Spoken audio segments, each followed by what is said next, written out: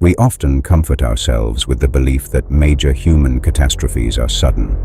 We tell ourselves they are unpredictable anomalies, freak twists of chemical fate, or acts of God that strike without warning. It is a soothing thought because it implies nothing could have been done to stop it. But if you look closely at the architecture of a disaster, you will almost always find a trail, a sequence of choices, a timeline of warning signs left unread in the shadows. Tragedies of this scale rarely happen without a whisper of warning. Right now, inside the judicial system of the Dominican Republic, a fierce emotional and legal battle is underway to determine exactly what happened in the dark during the final hours of a historic celebration. Two radically different architectures of truth have emerged. On one side, the defense argues that the owners of the venue of the Jet Set nightclub were completely blindsided by an invisible internal structural failure. They claim it was an unforeseeable crisis of chemistry, a defense anchored by the harrowing fact that one of the owners was physically inside the building when the disaster struck, narrowly escaping with her own life. But on the other side, a key whistleblower and grieving families point to a devastating paper trail.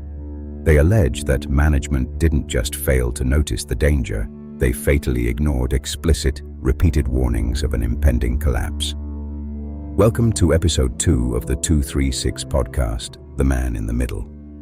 To understand where the truth lies, we have to look past the technical jargon and the courtroom theatrics. We have to look at the man who claims he saw the disaster coming hours before the roof gave way. A man named Gregory Adames. To grasp the mechanics of this legal storm, you have to understand who Gregory is. He wasn't a structural engineer.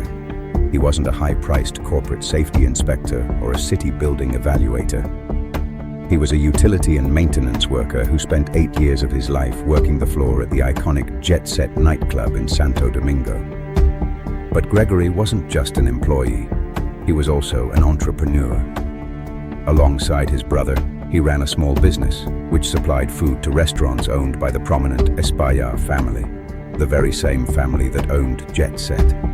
He was deeply familiar with their business operations. On the night of April 8, 2025, the atmosphere inside Jet Set was electric, packed with over 500 patrons, including dignitaries, professional athletes, and locals. The air was stiflingly hot and vibrating to the rhythm of the iconic Ruby Perez. Gregory was stationed behind the bar. Then a deafening crack sheared through the music. Without warning, the ceiling sheared from its supports and pancaked violently, dropping over 600,000 pounds of asphyxiating dead weight onto the crowded dance floor below. Gregory narrowly escaped with his life. 7 of his co-workers did not.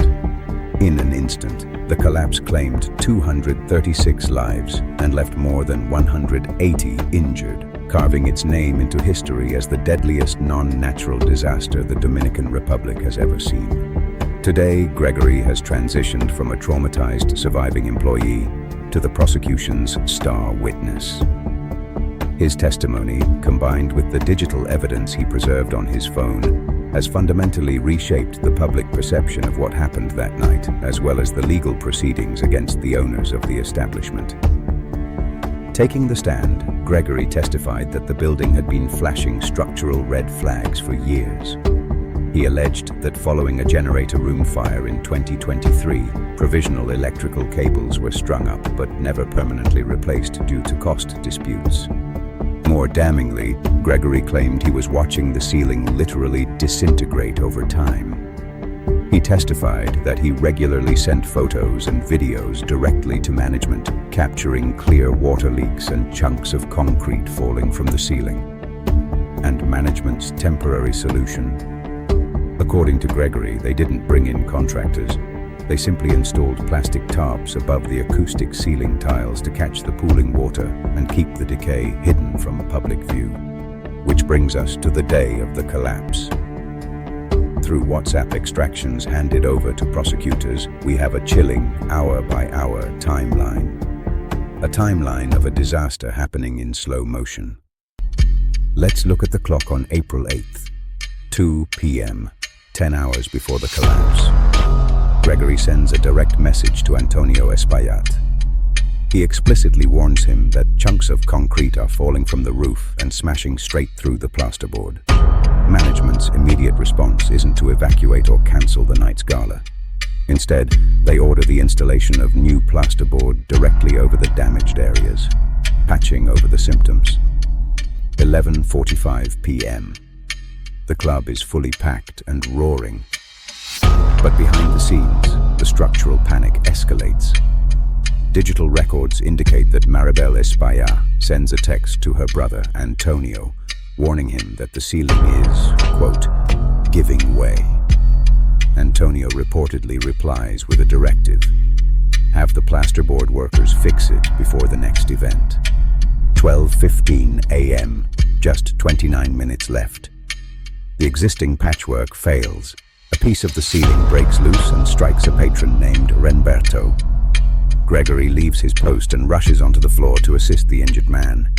12:30 a.m., the warning.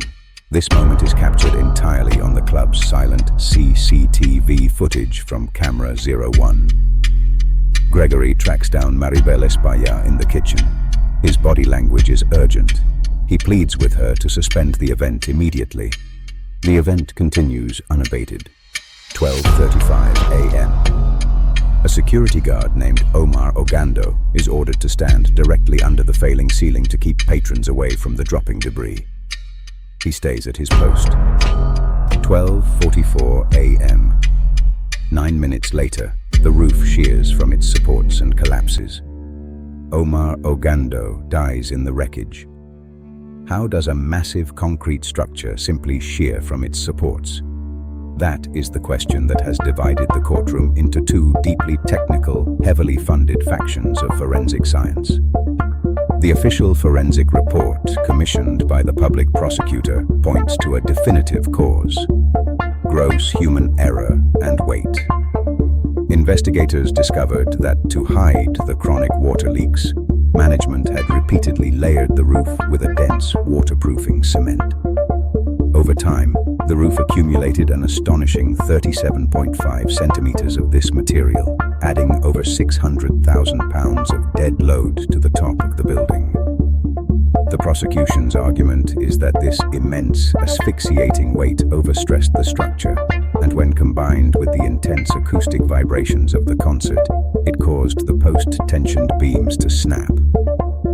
But the defense mounted a massive counter-narrative. Employing a team of 25 engineers to produce a counter-expert report, the defense argues that the collapse was completely disconnected from the weight of the waterproofing cement.